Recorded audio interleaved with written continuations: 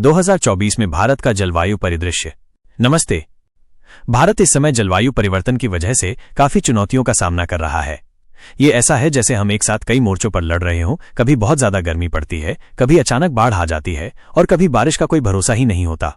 ये सब हमारी अर्थव्यवस्था, हमारे जंगलों और यहां तक कि हमारी रोजमर्रा की जिंदगी के लिए भी खतरा है। 1. मौसम का मिजाज, गर्मी, बाढ़ और पिघलते ग्लेशियर। हीटवेव। पिछले कुछ सालों में खासकर पंजाब में गर्मी ने लोगों को बहुत परेशान किया है।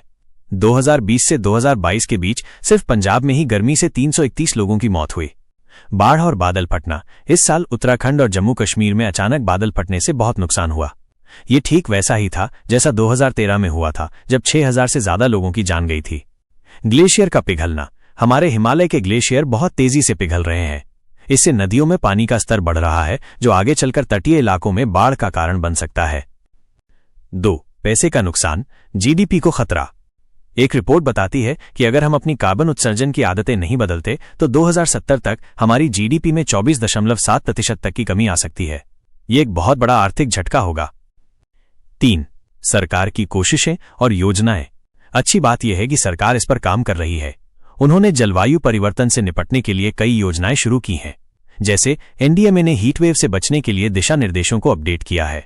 इसके अलावा एक पेड़ मां के नाम जैसा अभियान पेड़ लगाने को बढ़ावा दे रहा है।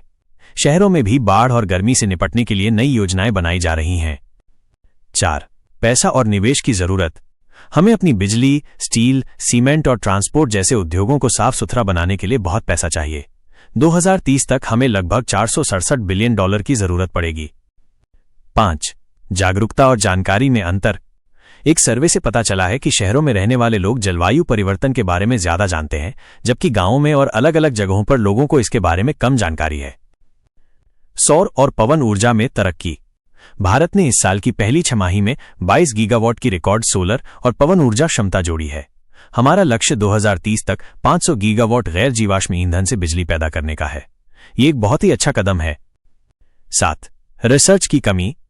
इस सब के बावजूद हमें जलवायु परिवर्तन के अनुकूलन पर अभी भी और रिसर्च करने की जरूरत है, ताकि हम इसके प्रभावों को बेहतर तरीके से समझ सकें और उनसे निपट सकें। 8. Green finance. 2021-22 में हमारे देश में ग्रीन फाइनेंस अपने सबसे ऊंचे स्तर पर पहुंचा, लेकिन हमें अपने लक्ष्यों को पूरा करने के लिए और भी ज्यादा निवेश की जरूरत है। 9. वैश्विक स्थिति। अगर हम दुनिया के हिसाब से देखें तो क्लाइमेट एक्शन ट्रैकर ने भारत की रेटिंग को अत्यधिक अपर्याप्त बताया है। इसका मतलब है कि हम कोशिश तो कर रहे हैं, लेकिन हमें और भी बहुत कुछ करने की जरूरत है। निष्कर्ष। कुल मिलाकर भारत एक ऐसे मोड़ पर खड़ा है जहां हमें अपनी कोशिशों को और तेज करना होगा। हम नवीकरणीय ऊर्जा और नीतियों के मामले में अच्छी प्रगति कर रहे हैं, लेकिन अगर हमें इस बढ़ते जलवायु संकट से लड़ना है तो हमें जलवायु अनुकूलन, रिसर्च और पैसे के मामले में और ज्यादा काम करना होगा।